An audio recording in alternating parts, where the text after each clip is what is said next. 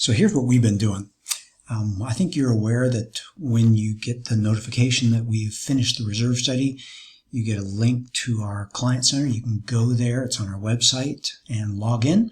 And when you log in to the Client Center, you as a professional manager will be shown a list of the properties that you have associated with association reserves.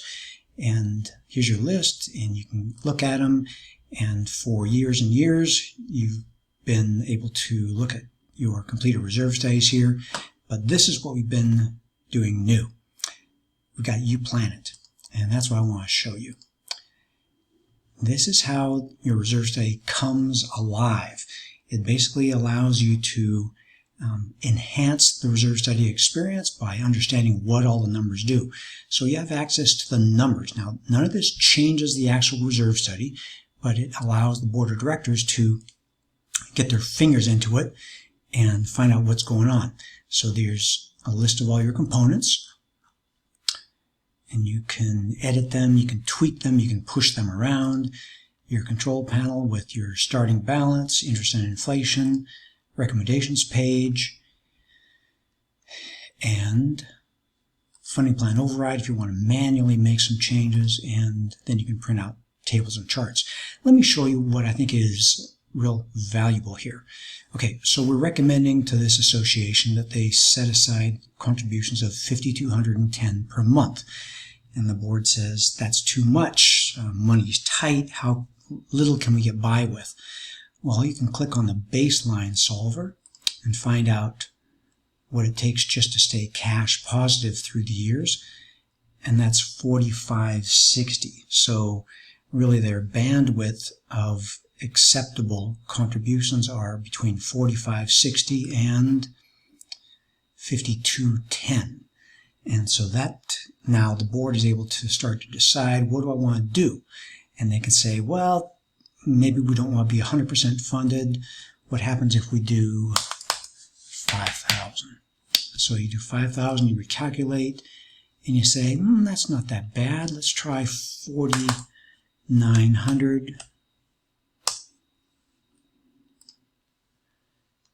And that's a reasonable plan. Again, now the board is empowered by knowing what's going on. And they can say that, well, gee, we thought we were going to have 176,100 by January 1st with some higher delinquencies. It looks like it's going to be about 155,000.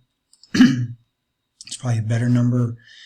And let's go here to the components, and we are going to not do the asphalt project, so we're going to edit this line item and push that out 1 year. Save that. Let's see if there's anything else they might want to do. And let's say they decide that they want to splurge, and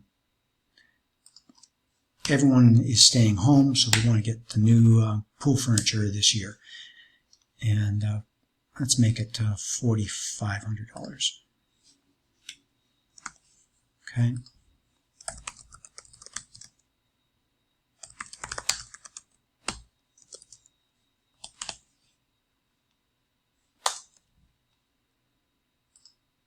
Okay, so this is what the board's going to do. Now the board can see what's actually going on. They can see how 4,900 looks, and maybe they say, it's a little light. Let's go 4,950.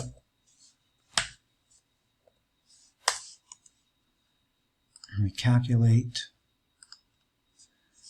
Obviously, it finds typos. And they say that's good. And they can go into their, you can print this page, or you can go into your budget meeting showing your components, print that, and you can show the 30-year summary and print that. A lot of very powerful tools, and on every page we've got a context-sensitive tutorial, and it just allows your boards to be making informed decisions, engaging with their reserve study, and getting a good grasp on what they're actually doing with the reserve study. And rather than just taking it, looking at it and saying, what do I do now? And I think we'd like to make some changes. This allows the board to test all their what-if ideas. And again, that doesn't change the actual reserve study. So that's what we think is pretty cool and to the point of being revolutionary.